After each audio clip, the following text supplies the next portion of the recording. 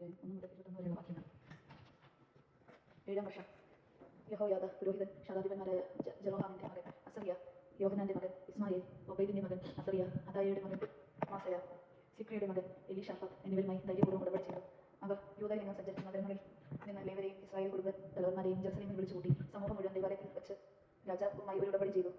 യഹോയാദ അവരോട് പറഞ്ഞു, ഇതാ രാജപുത്രൻ ദാവീദിന്റെ സന്തതിയെക്കുറിച്ച് കർത്താവ് അരുളിച്ചെയ്തിരിക്കുന്നത് പോലെ ഇവൻ രാജാവായി വാഴട്ടെ. നിങ്ങൾ ചെയ്യേണ്ടത് ഇതാണ്: സാബത്തിന്റെ തവണ മാറി വരുന്ന പുരോഹിതന്മാരിലും ലേവ്യരിലും മുന്നിലൊരു ഭാഗം ദേവാലയ വാതിൽക്കൽ കാവൽ നിൽക്കണം, ഒരു ഭാഗം രാജകൊട്ടാരം കാക്കണം, ഒന്നാമത്തെ ഭാഗം അടിസ്ഥാന കവാടത്തിൽ നിലയുറപ്പിക്കണം. ജനം ദേവാലയാങ്കണത്തിൽ നിൽക്കട്ടെ. പുരോഹിതന്മാരും ശുശ്രൂഷ നടത്തുന്ന ലേവ്യരും ഒഴികെ ആരും കർത്താവിന്റെ ആലയത്തിൽ പ്രവേശിക്കരുത്. അവർ ശുദ്ധിയുള്ളവരായിരുന്നതിനാൽ അവർക്ക് പ്രവേശിക്കാം. എന്നാൽ ജനം കർത്താവിന്റെ നിബന്ധനകളനുസരിച്ച് പുറത്തു തന്നെ നിൽക്കണം. ലേവ്യർ ആയുധമേന്തി രാജാവിന് ചുറ്റും നിലകൊള്ളണം. അകത്താരെങ്കിലും കടന്നാൽ അവനെ കൊല്ലണം. അവർ സദാ രാജാവിനോടൊപ്പം ഉണ്ടായിരിക്കണം. ലേവ്യരും യൂദാ നിവാസികളും യഹോദായുടെ നിർദ്ദേശമനുസരിച്ച് പ്രവർത്തിച്ചു.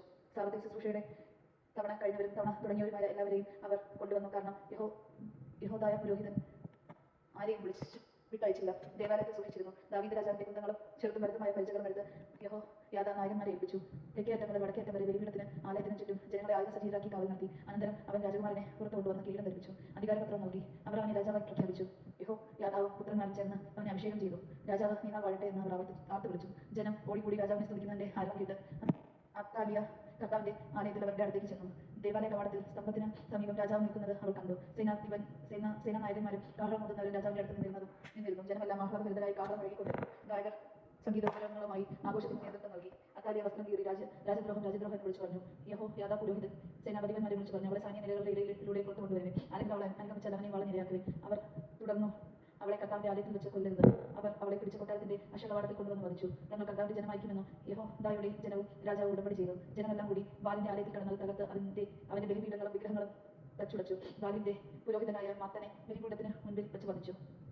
യഹോദായ പുരോഹിതന്മാരുടെയും ലേവ്യരുടെയും മേൽനോട്ടത്തിൽ കർത്താവിന്റെ ആലയത്തിന് കാവൽക്കാരെ ഏർപ്പെടുത്തി. ദാവീദ് തന്റെ വിധിപ്രകാരം സന്തോഷത്തോടും ഗാനാലാപത്തോടും കൂടെ മോശെ നിയമിച്ച നിയമമനുസരിച്ച് കർത്താവിന് ദഹനബലി അർപ്പിക്കുന്ന ദിനം അവിടുത്തെ ആലയത്തിൽ ചുമതല വഹിക്കുന്നതിനും ലേവ്യ പുരോഹിതന്മാരെയും ലേവ്യരെയും നിയോഗിച്ചിരിക്കുന്നു.